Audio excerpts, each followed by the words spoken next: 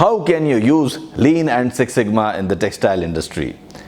Is it really helpful? Which is better in this industry, Lean or Six Sigma?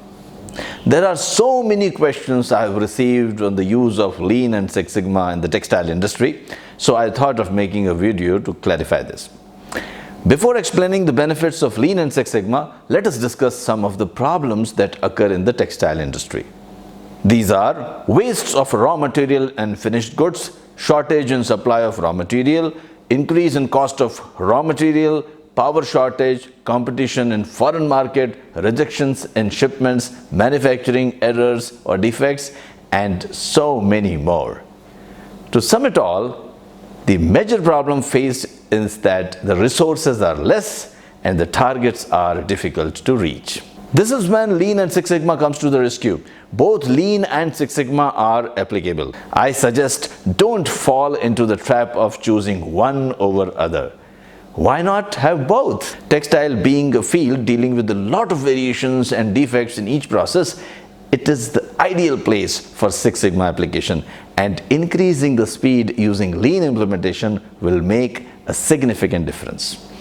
Anexas has implemented Lean and Six Sigma in textiles, fashion houses, export houses, and buying houses, and has achieved the following benefits. We have improved first sample approval percentages while working with the buyers, improved buyer satisfaction levels, increased repeat business, improved supplier evaluation processes, improved merchandiser performance, reduced non-conformances in audits by buyers, reduced business risks, improved processes at the source including fabric purchase and inspection, stitching, embroidery, packing and shipping to reduce rejections at later stages.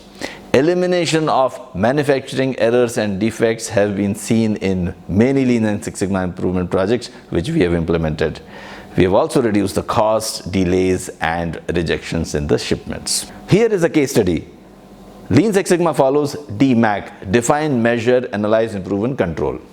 In Define phase, we found that annual customer complaints were well over 10%. In Measure phase, major faults that occurred in final product were analyzed by using histogram and Pareto for prioritization, and in Analysis, FMEA tool was used to find out the RPN values for different causes and effects, and actions were taken accordingly.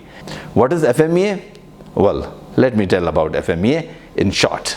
It is a systematic analysis of potential failure modes aimed at preventing failures or errors. First, the potential failure modes are identified and corrective and preventive actions are taken.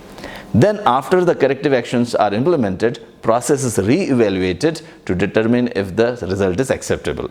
To know more about FMEA, you can see my video on FMEA available on YouTube.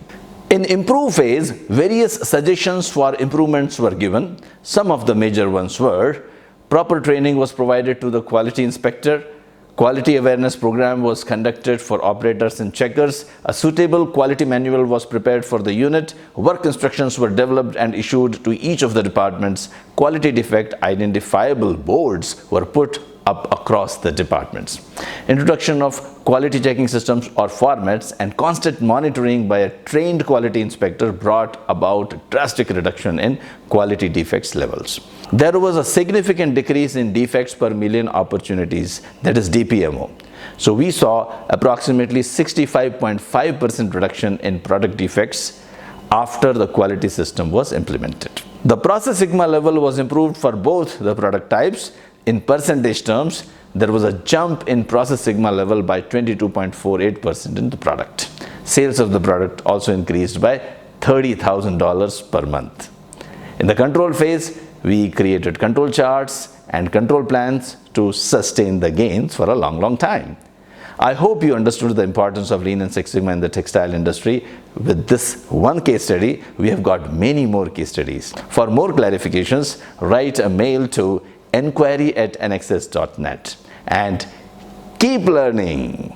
Happy learning. Thanks for taking out time to watch this video. To learn more, check out our other videos. Link is given in the description below. Subscribe to our YouTube channel and have a great day. For more information you can write to us on co@anexas.net.